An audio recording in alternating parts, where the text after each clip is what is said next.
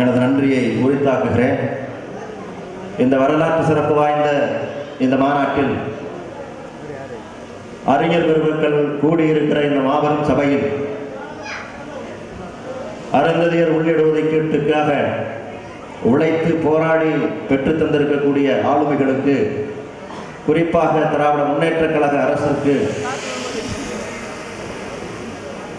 திராவிட முன்னேற்றக் கழகத்தினுடைய தலைவரும் தமிழக முதலமைச்சர் அவர்களுக்கும் நன்றி தெரிவிக்கின்ற வகையில் இந்த மாநாட்டை நாம் ஒழுங்குபடுத்தியிருக்கின்றோம்.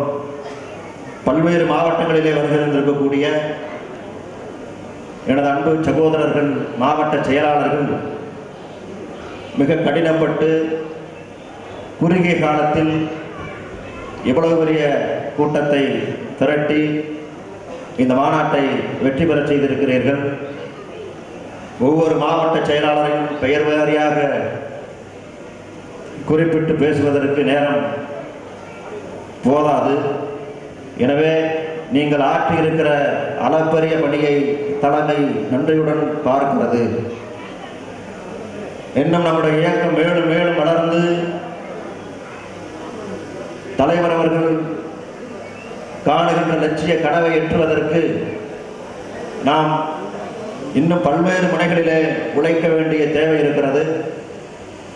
வெறுமனே கூச்சல் குழப்பம் இடுவதனால் அல்லது விசிலடித்து கத்துவதனால் நமக்கு எந்த வளர்ச்சியும் எட்டிவிடாது.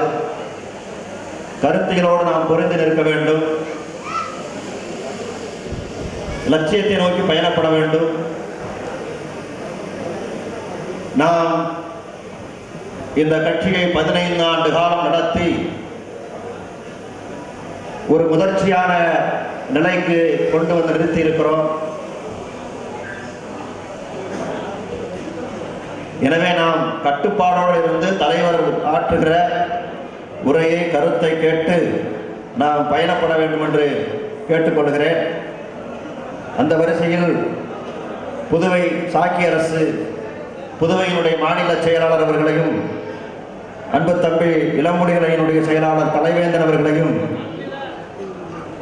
வழக்கறிஞர் அணியினுடைய செயலாளர் சின்னக்கருப்பன் அவர்களையும், தொழிலாளர் அணியினுடைய செயலாளர் வீரப்பெருமாள் அவர்களையும், நிலமீட்பு குழுவினுடைய செயலாளர் மு இளங்கோ அவர்களையும், மாநில ஊடகப் பிரிவினுடைய செயலாளர் தம்பி செந்தமிழன் அவர்களையும், கரும்புலி வீலி பேரவையினுடைய மாநில செயலாளர்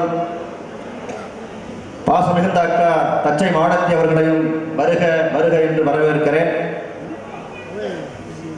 இந்த மாநாட்டை ஒருங்கிணைத்துக் கொண்டிருக்கிற அல்லது ஒரு வார காலமாக தொடர்ந்து களப்பணியாற்றி இந்த மாநாட்டை வெற்றி பெற செய்வதற்காக உழைத்துக் கொண்டிருக்கிற அன்பு தம்பிமார்கள், கோவையினுடைய வடக்கு மாவட்ட செயலாளர் நாக பிரசாந்த் அவர்களே, கோவையினுடைய கிழக்கு மாவட்ட செயலாளர் ரீரா சந்திரன் அவர்களே, கோவையினுடைய மத்திய மாவட்ட செயலாளர் அன்பு தம்பி இனியன் அவர்களே, கோவையினுடைய தெற்கு மாவட்ட செயலாளர் பேவாக்கா வானுகன் அவர்களே, நிறைவாக நம்மையெல்லாம் வரவேற்று நன்றி உரையாற்றுவதற்காக அமர்ந்திருக்கிற அன்பு தம்பி செந்தில் அவர்களே, உங்கள் அனைவரையும் வருக வருக என்று வரவேற்கிறேன். இந்த மாநாட்டிலே கருத்துரையாற்றுவதற்காக குறிப்பாக அருந்ததியர்களுக்கான உள் இடஒதுக்கீடு என்கிற கருத்தை, அதில் நியாயம் இருக்கிறது. அந்த இடஒதுக்கீடு இந்த சமுதாயத்தில், இந்த சமூக கட்டமைப்பில், இந்த அருந்ததியர் மக்களுக்காக வழங்கப்பட்டிருக்கிற இந்த இடஒதுக்கீடு நியாயம் என்று வாதிட்டு தொடர்ந்து நம்மோடு தோள் நின்று கொண்டிருக்கிற நம்முடைய ஐயா மனிதநேய மக்கள் கட்சியினுடைய தலைவர் பேராசிரியர் ஹெச்எம் ஜவாஹிருல்லா அவர்களையும், நம்முடைய இடதுசாரி சிந்தனையுள்ள மார்க்சிஸ்ட் கம்யூனிஸ்ட் கட்சியினுடைய முன்னாள் சட்டமன்ற உறுப்பினர் மதிப்பிற்குரிய தோழர் பாலபாரதி அவர்களையும், மேடையில் வீற்றிருக்கின்ற திராவிட இயக்கத்தினுடைய வழித்தோன்றல் தந்தை பெரியாருடைய தொடர்ச்சி, இரட்டை குழல் துப்பாக்கி போன்று அமர்ந்திருக்கிற நம்முடைய தலைவர்கள், திராவிட விடுதலை கழகத்தினுடைய தலைவர் மாணவிகு ஐயா குளத்தூர் தாசே மணி அவர்களையும், தந்தை பெரியார் திராவிடர் கழகத்தினுடைய பொதுச் செயலாளர் பாசத்திற்குரிய தலைவர் ஐயா மாண்புமிகு கோவை கு. ராமகிருஷ்ணன் அவர்களையும் இந்த மாநாட்டு குழுவின் சார்பில் தலைமையின் சார்பிலே வருக வருக என்று வரவேற்று நம்முடைய திராவிட முன்னேற்ற கழகத்தினுடைய அமைச்சர் பெருமக்கள் இன்னும் வரவில்லை, வருகை இருந்து கொண்டிருக்கிறார்கள்.